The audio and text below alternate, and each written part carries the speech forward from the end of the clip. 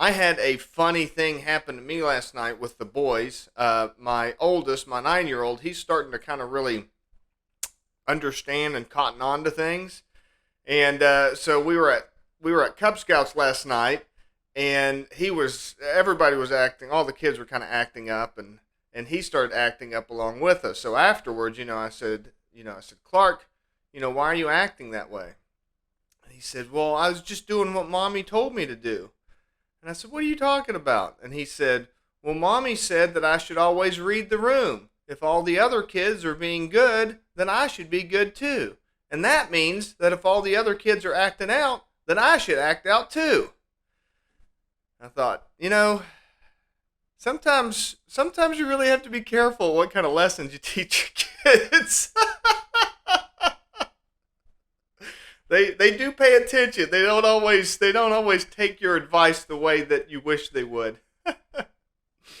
All right, so today I wanted to pop on here and talk to you guys about body dysmorphia. This kind of piggybacks on what we were talking about yesterday with developing the perfect body. Now, first of all, obviously, I am not a psychologist or a medical professional or anything like that.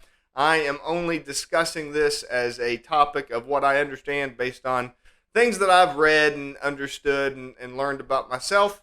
If you feel like you suffer from any kind of psychological disorder or any kind of physical disorder, you should definitely seek a physician's advice. Nothing that I'm talking about here today, it should be considered in any way medical advice, but you're welcome to listen and learn a little bit. And if you feel like you need to seek professional advice, you definitely should. There's nothing wrong with that. I'm a big believer in therapy and contacting counselors and getting any kind of help that you need. So I wanted to talk about this topic of body dysmorphia, particularly in men, because it's understood a lot better in women. So dysmorphia is basically just when your vision of your body is incongruent with your actual body. So the really common examples that most people are familiar with in this regards are anorexia and bulimia. Now, what's interesting about both anorexia and bulimia, particularly bulimia, it's been discovered in the literature. So bulimia is basically, that's the one where women, and it's almost always women for some reason, nobody knows why exactly, but they think that they're obese.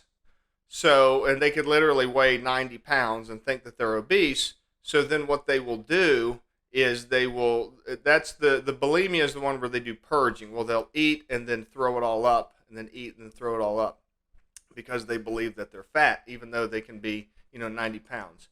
Now, what's interesting, what's come out recently in kind of the literature is that bulimia exploded, like it didn't exist until they named it, which is kind of this weird psychological thing that I don't really want to get into, but it's kind of interesting that the same thing, and that type of thing has happened several times in the psychological community.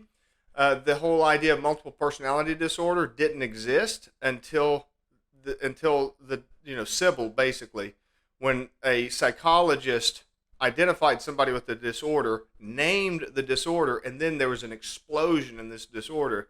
It's one of those things that you wonder, did the naming of it cause it? Was this like actually just a really small thing that only affected small amounts of people? And then by naming it, then it affected all kinds of people that were, maybe borderline, didn't really have any real psychological problems, but were kind of uneasy or uncomfortable in their own body. That's one of those things that's a really fascinating topic if you get into it.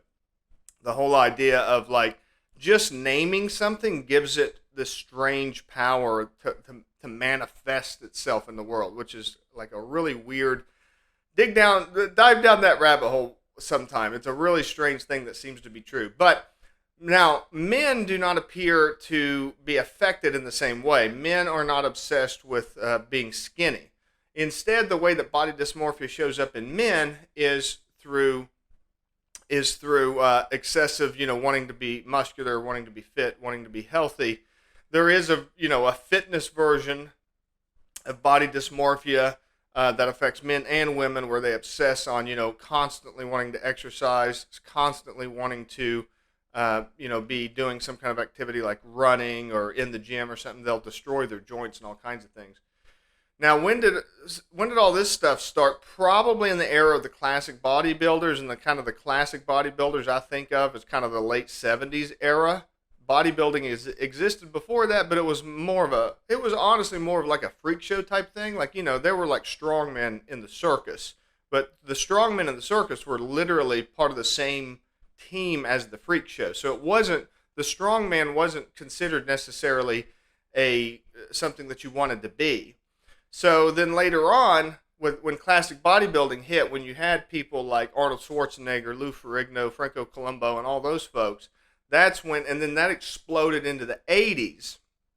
That's when this whole idea of body dysmorphia in men, this kind of idea of having this kind of perfect bodybuilder type body exploded. That went into the 80s and then into the 90s. That's when you started to see the explosion of steroids. Of course, most people didn't take steroids before that. Like it wasn't in any way like a recreational type of drug. And then it became men started taking that kind of stuff. Is very common.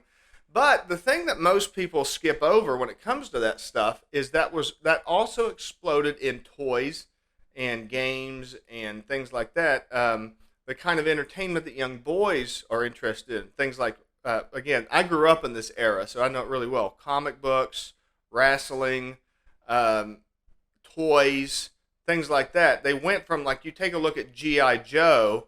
G.I. Joe was just like a regular looking person with some slightly exaggerated features, to basically like the Ken doll, and then even the smaller ones. And then now they're all like these gigantic, jacked, super muscular type bodies.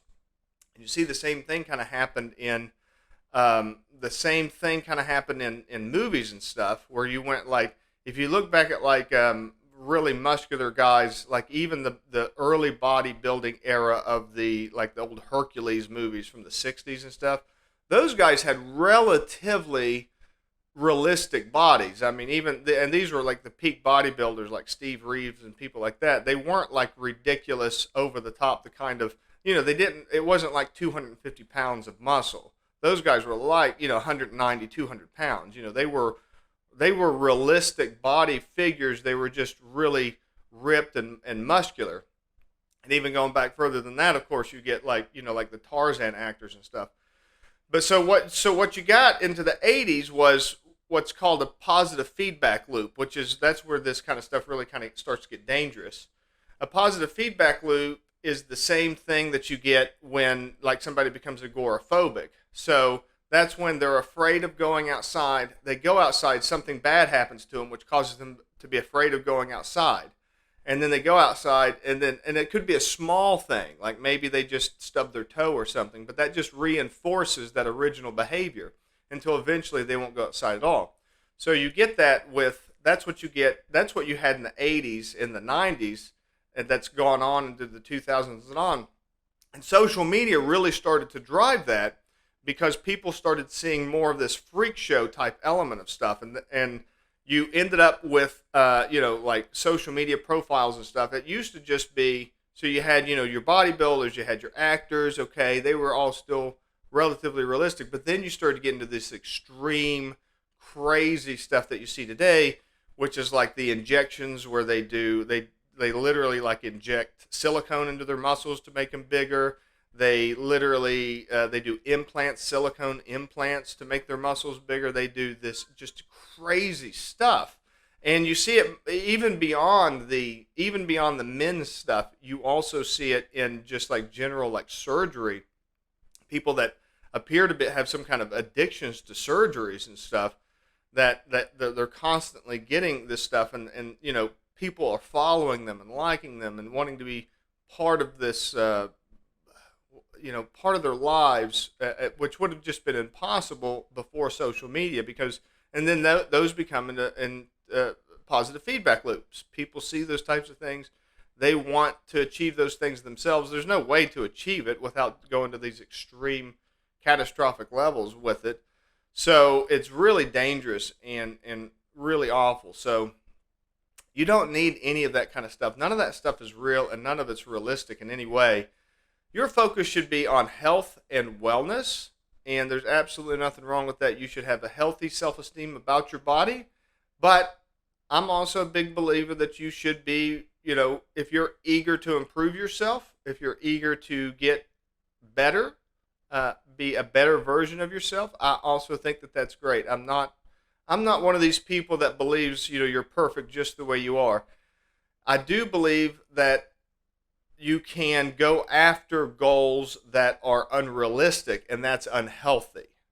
And I do believe that you can try to mimic somebody that's doing something that will injure them, and that will injure you as well. And then I also believe that there are people that do things that might not injure them because maybe they've got some kind of genetic ability that most people don't have, that if you try those exact same things, they will injure you. So I'm not a big believer in mimicking that type of stuff. I think it's very dangerous, and I don't think that you need it. I think I'm a big believer in focusing on you, taking the smallest step, improving yourself one step at a time. You do not want to try to mimic somebody else. You want to be your own person, and you want to achieve your own goals. And I know that you can, and I believe in you, and I think that you are going to have a great weekend. I'm glad that you joined me today, and I hope you have a wonderful rest of the day, and I will see you all next week. Bye-bye for now.